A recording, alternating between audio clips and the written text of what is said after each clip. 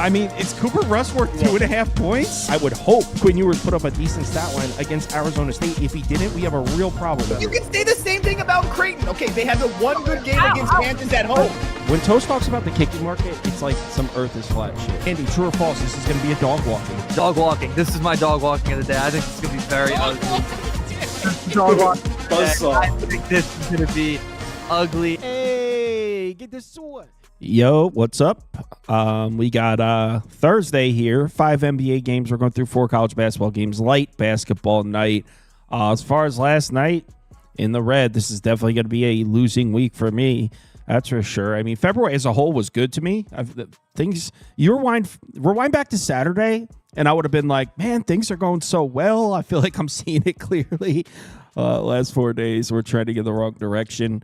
But yeah, it's a light slate today, so let's just get right into it. Golden State or Orlando. I bet the Magic at plus 5.5. I know Golden State looks almost unstoppable. I get it. These two teams just played 3 weeks ago in Golden State. The line was Warriors -1 in Golden State, and so the fact that they're now in Orlando laying this big of a number, it's insane swing of the market there. And I understand why. It's because Golden State looks so good with Jimmy Butler, but let's not ignore the fact that Orlando looks significantly better than they did 3 weeks ago as well. Golden State's 4-1 against the spread in their last 5. So is Orlando. I think what adds to it is the fact that no one wants to back the Magic after they just got slapped by Cleveland the other night. But Golden State on the road, I mean, I have this one at about 3. So even with the upswing from Golden State, I still wouldn't lay. I mean, this was 6 when I first looked at it. I wish I grabbed it at 6. I got it at plus 5.5. Going back to the well here, no one's going to want to bet Orlando. It's an ugly bet. I actually like it. I think this one comes down to the last possession. I actually think Orlando wins. So I'm on the Magic. Yeah, I'll be honest. There's not, like, if I'm just reading the market, like, Orlando seems like it's the play. But it's not a whole lot of ways for me to explain how they're going to win this game. Like you say, they've been playing well lately, and I understand they've been playing better than, what we saw for a big stretch. But let's just look at the competition they've been playing. Like when they play a team like Cleveland, they get smoked. They play the Wizards, they look amazing. You know what I'm saying? So they play the Hornets, they look great. So I can't put my money on that. The Warriors have looked too good. They're motivated. They have a lot of ground to make up from the first half. I'm not going with the market. I'm just telling you what the market is saying. I would be betting the Warriors. That's where I'd feel more comfortable putting my money. Chris? Yeah, same. That's just the schedule that Ski's talking about. Last 5 games is 25th for Orlando. They played against real competition and lost by 40. I typically don't like the back teams, like fade teams that lost by that many points, but Orlando's offense it's really, really bad, man. And no Jalen Suggs, like still without a timetable now. 28th offensively. Like the Golden State Warriors are plus 17 in efficiency differential, which is the second best in the league in the 7 games since Jimmy Butler has joined the team. They don't have a look ahead. They play Philly on Saturday, I think it is. It's Golden State for me or nothing. Haven't bet this one. Don't like the way that the market is moving, like Ski says. So Cal is moving with the market. I'm thinking that like Golden State wins this game just off offense alone. And I don't understand been much better either. Why are we criticizing the Magic strength of schedule recently? We're not going to mention how Golden State has played absolute shit as well. I mean, who's their best? You mean like strength of schedule? Yeah, I mean, because the Magic last 5 games look good. Yes, the four wins they have are against bad teams, but I mean, who's Golden State beating up on? The Bucks with no Giannis? Is that their strongest game? The Bulls? You can make a good argument. The Rockets without Van Vliet are ass. I don't. Strength of schedule 13th though. I know the strength of schedule is based on those teams' full season records, though. The Bucks without Giannis are terrible. I don't know. I think you can make the same argument about Golden State's recent upswing as well. So yeah, I'm on Orlando. I get it. The whole world's on the other side. Next up, Denver, Milwaukee. I don't like this one quite as much, but I'm on the Bucks here. I think they win. And this one's based on the fact that Giannis just makes such a difference for Milwaukee, specifically on the defensive interior. We haven't seen many games with both Giannis and Lillard on the floor, so it's hard to gauge how good or bad this Bucks team when they're both out there. The They're 3-0 against the spread in their last 3 with them both out there. I thought they were going to beat the Rockets the other night. They didn't, but they covered my +4, so I was cool with it. I won my bet. But, I mean, other than that, like I said, there's just not many games on the board where Giannis and Lillard are both out on the floor together. When they are, they're covering the number usually. Denver's on the first leg of a back-to-back. They've got Detroit tomorrow. Not sure if that really affects anything. I mean, you would imagine a road game against Milwaukee is probably a bit higher on the priority list, a TNT game, rather than a road game against Detroit, but it is something to keep in mind. So, yeah, I think the Bucks win this one. I think the Bucks are a little bit undervalued based on the fact that they haven't played many games with both of those guys on the floor at the same time. Now, Giannis is on the injury report, but he's listed as probable, so I'm banking on him playing. Yeah, Milwaukee. Yeah, I'm not mad at it. I think I don't really trust either one of these teams defensively. So I feel a little bit more comfortable looking at the total. Denver, 241 in their last game. I mean, they've cleared that, 4 of their last 5 games, or 241 or more 4 of their last 5 games. I think I would feel most comfortable with over in this game. Yeah, I thought about the over as well, because specifically it's the offense. I always said Giannis, everyone talks about his offense and not enough people give credence to his defense. But actually, if you look at the numbers recently, it's the Bucks offense that's taking a huge hit when he's out. So, yeah, the Bucks offense when both of those guys on the floor is pretty damn good. So I'm not mad at it over either. Chris? I was definitely looking in the opposite way. I was looking at the under, just because Milwaukee's offense has been struggling for whatever reason. I don't know if it's Bobby Portis not being there, but, I mean, we're talking about the 7th worst offense. They got an offensive rating of 108.8 their last 5 games. Ironically, I know Ski said he didn't trust their defense. They got a 105.7 defensive rating over their last 5 games. I know their strength of schedule hasn't been the greatest at 21st, but I think that they probably try to slow the pace down in this one. They haven't been really running a lot if you go in and look at it. I know that the Denver Nuggets don't really, like they give it up. They can give it up in transition, but the Bucks I don't think will play super fast. For whatever reason, the Bucks play a lot better defense at home than they do on the road as well. Defensively at the crib, they are 7th best, 110 defensive rating, but on the road, I mean, it jumps 5 points to 115. So I kind of think they slow down the pace a little bit here, and that's why it's going to be a little bit more of a game. So I lean under 240. The total is still going up, to Ski's point, but I didn't bet the side or the total. I just lean strong lean towards the under 241. All right. Let's move on to the next one. By the way, the Bucks with Giannis and Lillard on the floor, I believe, are 6th in offensive efficiency. The Nuggets this year against top 5 offenses, 1-6 against the spread. Next up, Charlotte on the road in Dallas. I don't freaking know. Apparently LaMelo's been added to the injury report as questionable, but he was seen at shoot-around. It's like whack-a-mole, trying to figure these out. I honestly have no idea. I have no interest in betting this. Don't really have a ton of interest in even talking about it. I guess if you put a gun to my head, I would take the points with Charlotte if LaMelo was playing, but don't even put that up. I have no idea. No. You don't. I mean, it's history being made how bad they're losing these games. They've lost by what? I know they've lost by more than 35 in 3 straight. Yeah, but wasn't LaMelo Ball was only on the floor for one of those? No, he was on the floor for 2 of them. I think he missed that first one, right, Ski? He missed the first one. He missed the Golden State one. Oh, right. He was on the floor for the Portland one. Yeah, okay. It hasn't mattered at all. I mean, I know a team that, is not really trying or doesn't care when I see one. So for my money, absolutely not. Dallas or stay out the way. Yeah, I'm not betting this game. Chris? I'm not betting it either. I wanted to take under, but the total did go up a little bit. I don't trust Charlotte offensively. They've scored, to Ski's point, them losing by that many points. I think the most that they scored is 92. And we saw Dallas play a little bit of defense in their last game against the Lakers. I don't want to lay this many points with Dallas because I do feel like Charlotte eventually, they don't even have to win. They just got to keep it within whatever it was, 10.5, whatever the number is. And I don't want to catch that falling knife like Ski always talk about. I'm not catching it with Orlando today. I'm not catching it with Charlotte. So that's why I was looking towards the total. But without LaMelo being in, It's already dropped too low for me. So Charlotte on the road is an under team. Dallas as a home favorite is an under team. So I'll lean under, but I'm not taking it with the number dropping with LaMelo. We'll see what happens with LaMelo, but it's a 95% chance I'm not touching this game either, Cal. Yeah, let's move on to the next one. If I was to place a third bet, it would be this next one. Problem is I couldn't find enough logical reasons to bet the Pelicans. I have a couple angles I think are okay.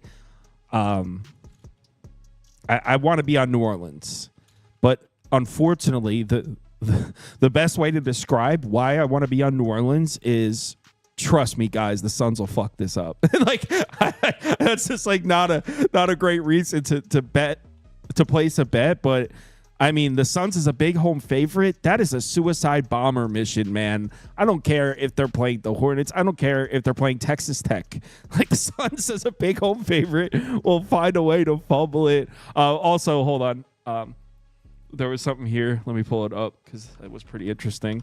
So what do the Pelicans do a lot of? Attack the rim. In the last 5 games, I believe they're actually first in shot frequency at the rim. Not that they're even particularly good at it, but they do attack the basket. And check this out. The Suns against teams in the top 5 of rim frequency. So the teams that attack the basket a lot, 2-9 against the spread. They're actually 6-3 against the spread against teams in the bottom 5. So against teams that are relying on jump shooting, that's when you can bet the Suns. Against teams that want to put the ball on the floor and get to the rim, I think the Pelicans win this game, if I'm being honest. I didn't have it in me to pull the trigger. Pelicans did win back-to-back game against the Spurs, so maybe New Orleans is slightly better than we think. But yeah, my thoughts are it's the Suns is a big home favorite. That honestly should be the only sentence I need to say before you guys are like, yeah, that sounds about right. So it's Pelicans or pass. I haven't bet this one, but I'm down to. Ski. I keep saying the same thing, but I mean, this Phoenix team, ever since, I mean, they haven't been great all year, but really ever since like they're towards the trade deadline, they're like, okay, we're going to trade Bill. Oh wait, nobody wants Bill. Okay, I guess we got to trade KD. And like, it just, chemistry, I feel like is not good over there right now. They've won one of their last 7 games. It's no way I'm backing them to win by margin. So it's Pelicans or pass. Chris?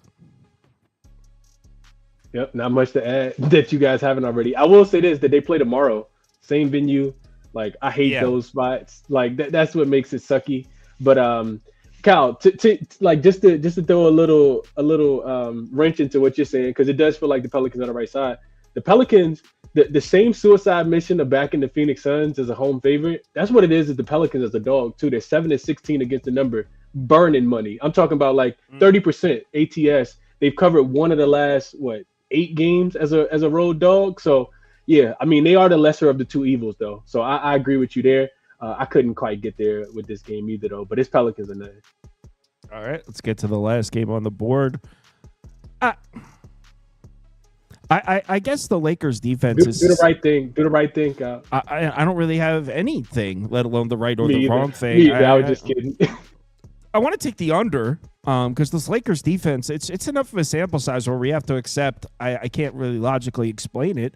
The Lakers are playing some defense, and I guess that's something we have to accept. I don't really know how or where it's coming from, but the Lakers... I mean, who on the floor is playing defense? I don't know where it's a group effort. You see what JJ Redick keeps scheming them up. Like, Ski, talk to him, man. I know you've been watching these wins, man.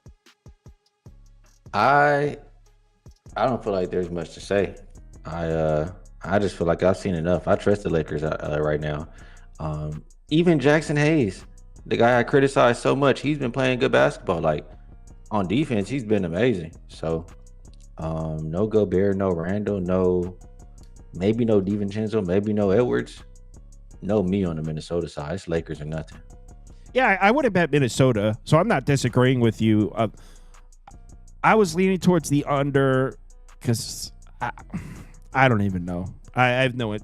I really don't even have a lean, to be honest. Chris? Lakers defense so good, Ski. Cal just can't even process it right. I don't know. Well, you can, Cal, because you did cash it under the other day against Dallas. Yeah, it was my biggest bet of the night. Yeah. So I think with Minnesota, without like they're playing a little bit faster without Rudy Gobert, feels like with Naz Reid being in there. I feel like they're getting up and down the floor and running a little bit more. So I'll lean Lakers team total to go up and over. I do think that we see pace in this game. Both teams on the first leg of a back-to-back. Lakers got the Clippers. Timberwolves don't have a big look ahead, but they got the Utah Jazz tomorrow going into altitude. Timberwolves as dogs for whatever reason are a lot better as favorites, so that's what scared me off of laying the points with the Lakers. But I do think the Lakers should be able to score the basketball. I do think that they'll be able to hit threes. I think LeBron and Luka will continue to play really good basketball together, develop more chemistry. And the Lakers got a lot of three-point shooters, a lot of ways that they can score the basketball. So that's the way I'll lean is Lakers team total up and over, but it's also not a game I'm. But that's another thing. Okay, we want to talk about the Lakers defense. What about the Lakers offense? Hasn't looked all that good in the last few games. I mean, they didn't play well offensively against Dallas. They didn't play well offensively against Portland. They didn't play well offensively against Charlotte. 3 of their last 4 games, the offense didn't look all that great. Thought process is just that they're going. The Timberwolves came off that overtime game where they had to come all the way back to beat the Oklahoma City Thunder, and that they probably end up running out of gas in this spot against a Lakers team that hasn't had to travel at all, just been kind of in LA, just trying to chill. I mean, they just lost to Charlotte. Who, the Lakers? Yeah, we're talking about Charlotte's historically bad fade. Their last No. They didn't just lose to Charlotte. That was like 2 weeks ago. Relax, guys. That was a while ago. We beat Denver since then. Dude, it was 7 days ago. We haven't lost since, and we've covered every spread. We beat Portland the night after. They were rusty out the All-Star break. Yeah, Braun's like 50. Like, give him grace. I'm just saying, we just had a speech about Charlotte, historically record-breakingly bad. Charlotte just beat the Lakers. That was 3 games ago. That was their Super Bowl. Wasn't a month and a half ago. It was 3 games ago in LA. LA. That was their Super Bowl. You know what makes it a lot. You know what makes people forget that they beat the Lakers, Kyle? When you lose by 40 3 times in a row. Yeah, I'm just saying, you guys are quick to just jump on the train. 3 games, cool. Yeah, we didn't lose to Charlotte. We were just rusty. I think the bet would be the under here based on the fact that the market hasn't caught up to what this Lakers team is right now, which is a defensive team, which is crazy as it sounds. The defense looks better than the offense, significantly better. So I know with LeBron James and Luka Doncic, how is it a defensive team? I don't know, but I'm just reading what the numbers are saying. Their defense is significantly better than their offense. The numbers are saying that they're playing teams that are not very good offensively. That's probably what it's saying. And enter the injured Minnesota Timberwolves to continue that trend. Under. All right, let's talk college basketball. We only have 4 games queued up. Guys, see you both tomorrow with an actual slate to talk about. Yeah. Yeah, it should be better tomorrow. Appreciate you having me. Later. Oh, okay. I like that, Toast. I'm going to look a little deeper into Toast. that. I'll see you tomorrow, guys. Toast is in the background talking about Lakers first half. I was going to say, what, have we got a fucking E. Shipley merchant in here? What is this?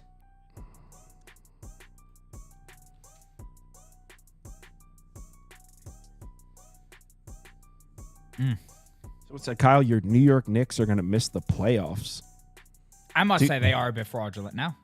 The Knicks? Whoa. I mean, can we win against good teams? No, I'll tell you that. Miss the playoffs, dude. Not miss the playoffs, but we can't beat a good team to save our lives. Team's ass. I mean, don't we have the 4th best record in the NBA? Congratulations. Look at our record against teams below 500 and then look at our record against teams above 500. That's everybody, dude. Sure. Our team's fucking ass, bro. Knicks are fucking garbage.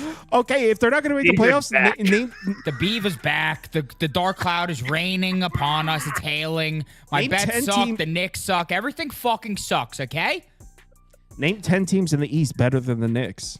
Because that's what you're saying. 10 teams? I mean, that's a bit much. Well, he said they're not making the playoffs. Wait. We're moving the goalposts now. We're trying to be a top 10 That's team. what He said they're not making the playoffs. That's what the comment said, you dumbass. Oh, well, that's crazy. That's what I was responding All I'm saying is that to. the Knicks stink compared to what you and most people think they are. They're fucking ass. All I said was responding to the comment that they're not making the playoffs, which is absurd. And that's where I go, And you were triggered. Robert Morris, IU Indy. Emotional spot, IU Indy plus the points. How do you bet against a team that's 22-7 against the spread? I'll tell you how. Bus fire. That's how. Yeah. Their bus caught on fire. They made it out alive.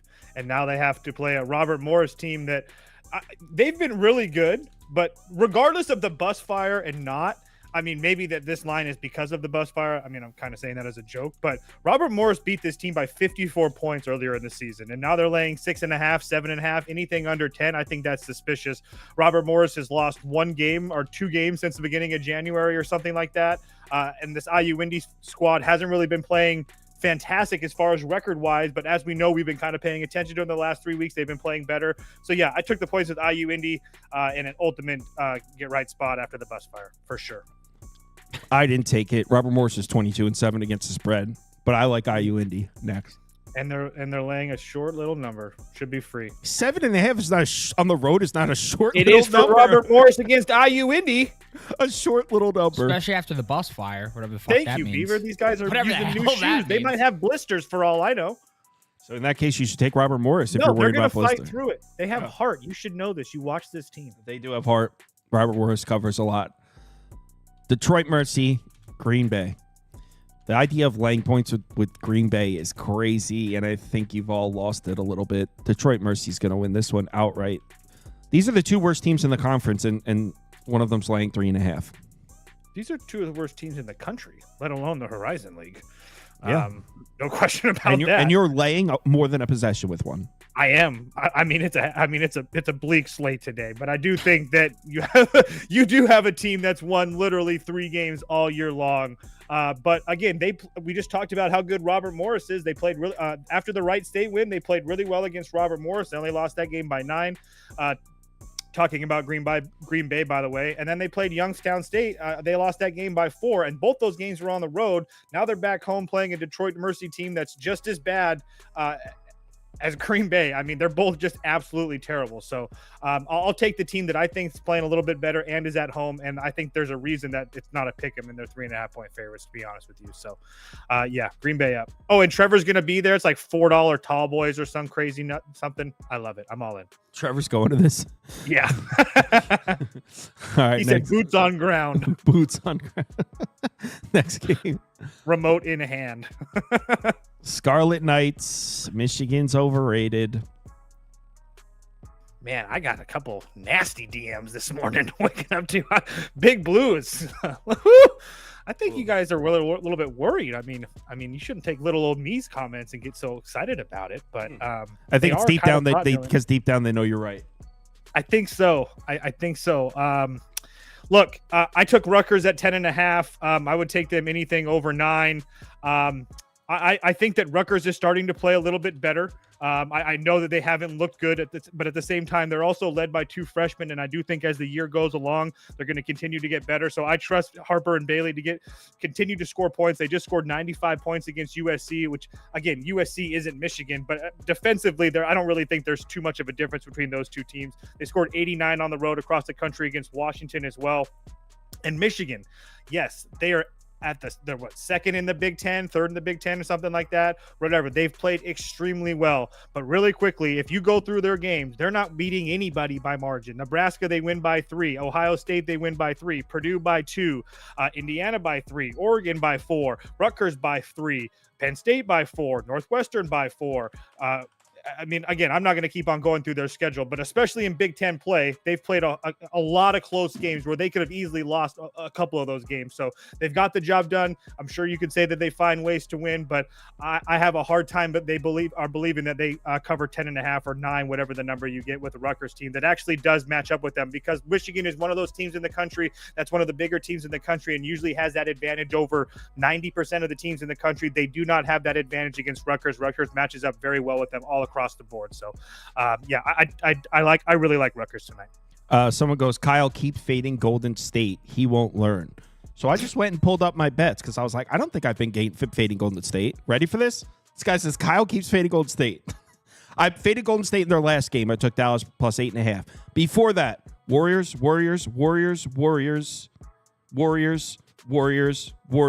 I had bet them 8 consecutive times before that. Who are these freaking morons? You gotta stop fading them, bro. Go to Pepperdine. That's my bet. Just stop. This is wild.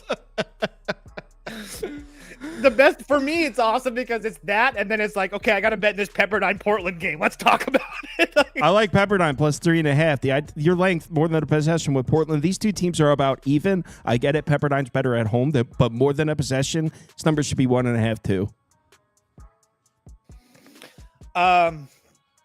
All I can say, I did not bet this game, but I will say that Portland is playing much, much better. And I don't know if I think that Portland's a little bit better. I think they're much better coached with Coach Legans, but I lean Portland. I will agree that Pepperdine is obviously a little bit better at home.